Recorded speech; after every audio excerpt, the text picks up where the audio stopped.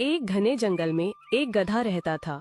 उसके थोड़े पास में ही एक बकरी अपने दो बच्चों के साथ रहा करती थी। देखो मेरे बच्चों, मैं तुम्हारे लिए हरी हरी घास और कुछ फल लेकर आऊंगी। मैं जंगल में जा रही हूँ और तुम यहाँ से कहीं मत जाना।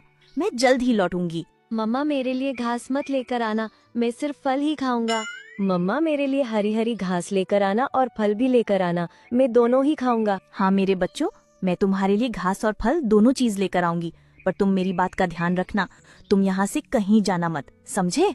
और बकरी अपने दोनों बच्चों को छोड़कर जंगल में घास और फल लेने के लिए चली जाती है। अरे लक्की, तेरी अभी नींद भी नहीं खुली और बकरी देख खाना लेने के लिए चली गई है। चल तू भी जल्दी से नहा धोकर तैयार हो जा, फिर तुझको भी जंगल की सैर पर निकलना है। कोई बात नहीं है, आज मुझे नींद आ रही है। वैसे भी मैं खाना दोपहर को ही ढूंढ कर लाऊंगा। और इतना बोलकर वो आलसी गधा सो गया। बकरी के बच्चे अकेले थे, तभी उन पर एक खूंखार भालू की नजर पड़ जाती है। अरे वाह, बकरी के छोटे छोटे बच्चे, वो भी अकेले। आसपास तो कोई दिखाई भी नहीं दे रहा है। लगता है इनकी माँ खाना लेने के लिए गई है। अरे, इनके पास तो एक गधा भी दिख रहा है। शायद वो तो थोड़ी दूर भी है और सोया हुआ लग रहा है। यही अच्छा मौका है, इन छोटे छोटे बच्चों को अपना भोजन बना लेता हूँ। बहुत दिनों के बाद नरम नरम मांस खाने को मिलेगा। अरे वाह, आज तो बच्चों का नरम नरम मांस आज पेट भरकर खाने को मिलेगा। मेरे प्यारे बच्चों, मैं आ रहा हूँ तुमको अपने पेट में पहुँचाने के लिए। और बच्चों ने अपनी तरफ आते हुए खूंखार भालू को देख लिया। अरे भैया, वो देखो, एक खूंखार भालू हमारी तरफ आ रहा है। लगता है आज वो हमको मार डालेगा। तुम डरो मत छोटे, अभी तुम्हारा बड़ा भाई जिंदा है। एक काम करो, तुम जोर जोर से शोर मचाओ, कोई ना कोई हमारी आवाज सुनकर हमारी मदद के लिए आ जाएगा।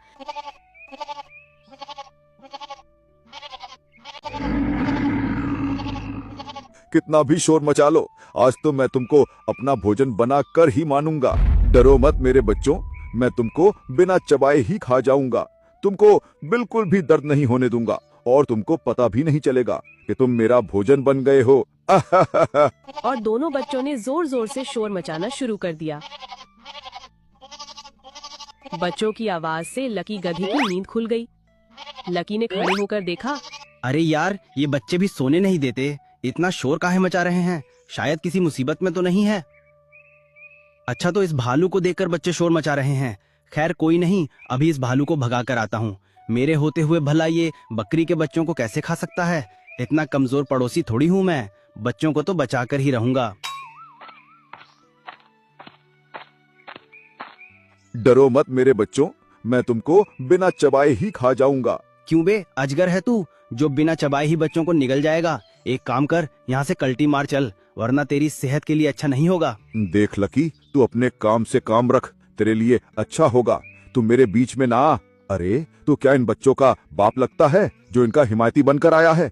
हाँ, तो मुझको इनका बाप ही समझ ले। वैसे भी मुझ में क्या कमी दिख रही है? मैं भी मर्द हूँ, वो भी हट्टा कट्टा गबरू जवान। देखो, मैं तुझको आखिरी बार बता रहा हूँ, तुम यहाँ से चले जाओ, वरना मैं तुम्हारी शिकायत जंगल के राजा से कर दूंगा। और तुम इन बच्चों को अपना शिकार बना पाओगे या नहीं, पर जंगल का राजा तुमको अपना शिकार जरूर बना लेगा। इसलिए तुम्हारे लिए अच्छा होगा कि तुम यहाँ से लौट जाओ।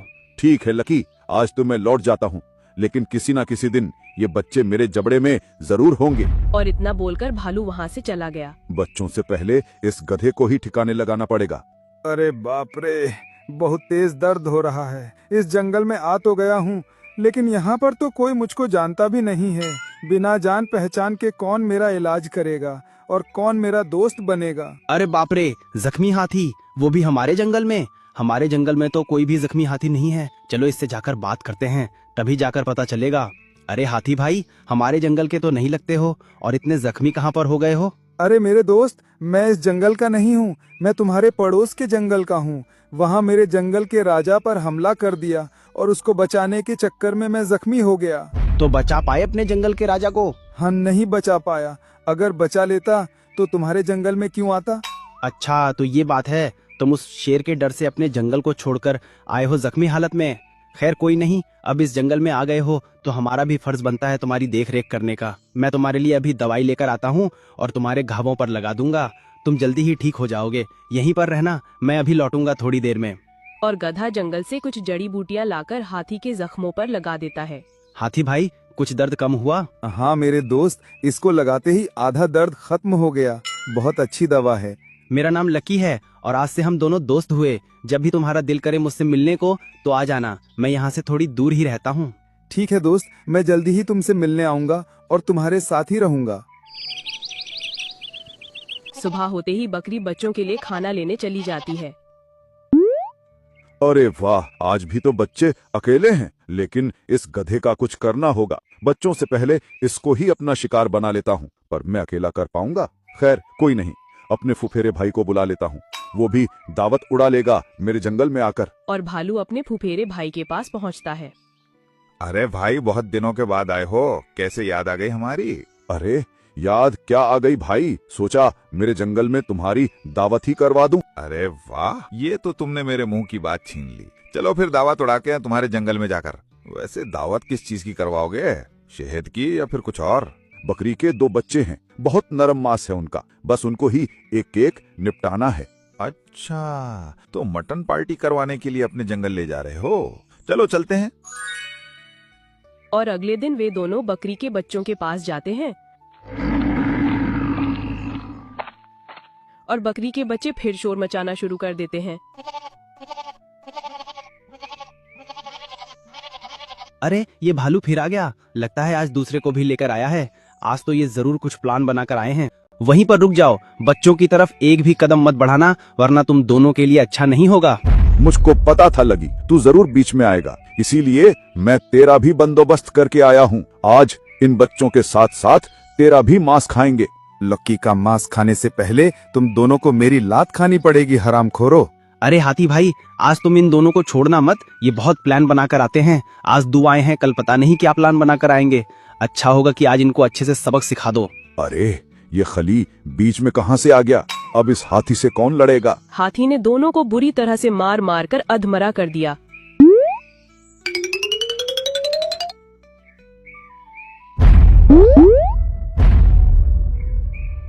बस करो हाथी भाई, अब दोबारा हम कभी नहीं आएंगे। आज तो तुमको अधमरा करके छोड़ रहा हूँ, अगर दोबारा यहाँ पर दिखे तो पूरा ही मार दिए जाओगे। दफा हो जाओ यहाँ से। और दोनों वहाँ से दुम दबाकर भाग जाते हैं। अरे ये थी तेरी मटन पार्टी। जब तुझको पता ही नहीं था कि उन बच्चों का शिकार बनना आसान नहीं है, तो मुझको वहाँ मरवाने के लिए क्यों ले गया था? बच्चे का नाम लेकर बच्चों के परदादा से मिलवा दिया, और वो परदादा हमको सीधा यमराज से मिलवा देता। अब तेरे साथ किसी भी पार्टी में नहीं जाऊंगा। अरे भालू भाई, मुझको क्या पता था कि वो मोटा हाथी भी बीच में कहाँ से आ गया। अगर तुझको अब भी नहीं पता हो तो एक बार जाके और देख ले कि वो मोटा हाथी आता है या नहीं, फिर तुझको अच्छे से पता चल जाएगा। अरे वाह हाथी भाई, आज तो तुमने बिल्कुल हीरो वाली एंट्री मारी थी और मुझको बचा लिया, नहीं तो वो दोनों कमीने मिलकर बच्चों के साथ साथ मुझको भी अपना भोजन बना लेते। कैसे नहीं आता दोस्त, तुमने भी तो मेरा जख्मी हालत में मेरा इलाज किया था, वरना मुझ में भी अब तक की कीड़े पड़ गए होते। खैर कोई नहीं, एक दोस्त ही दूसरे दोस्त के काम आता है। अब हमारी दोस्ती और भी ज्यादा गहरी हो गई। कुछ देर के बाद बकरी जंगल से लौटी। माँ, हमारे पास 2 खूंखार भालू आए थे और वो हमको मारना चाहते थे और कहते थे तुम्हारा नरम मांस है, हम तुमको खा जाएंगे। फिर मेरे बच्चों, तुम उन खूंखार भालुओं से कैसे बचे? क्या किसी ने तुम्हारी मदद की? हाँ माँ, हमारी मदद हमारे पड़ोसी लकी अंकल ने की थी, और वो लकी अंकल को भी अपना भोजन बनाने वाले थे। फिर लकी अंकल के दोस्त हाथी अंकल आ गए, फिर उन्होंने उन भालुओं को बहुत मारा। ये सुनकर बकरी बहुत ही ज्यादा खुश हुई और बच्चों से बोली, तुम यहीं पर रहना मेरे बच्चों, मैं तुम्हारे लकी अंकल और हाथी अंकल का शुक्रिया अदा करके आती हूँ। तुम्हारा बहुत धन्यवाद लकी भाई, अगर तुम नहीं होते तो आज मेरे बच्चे जीवित नहीं होते। मैं तुम्हारा एहसान कैसे चुकाऊंगी? इसमें शुक्रिया की कोई बात नहीं है। हाँ, और एक दोस्त दूसरे दोस्त के भी काम आता है।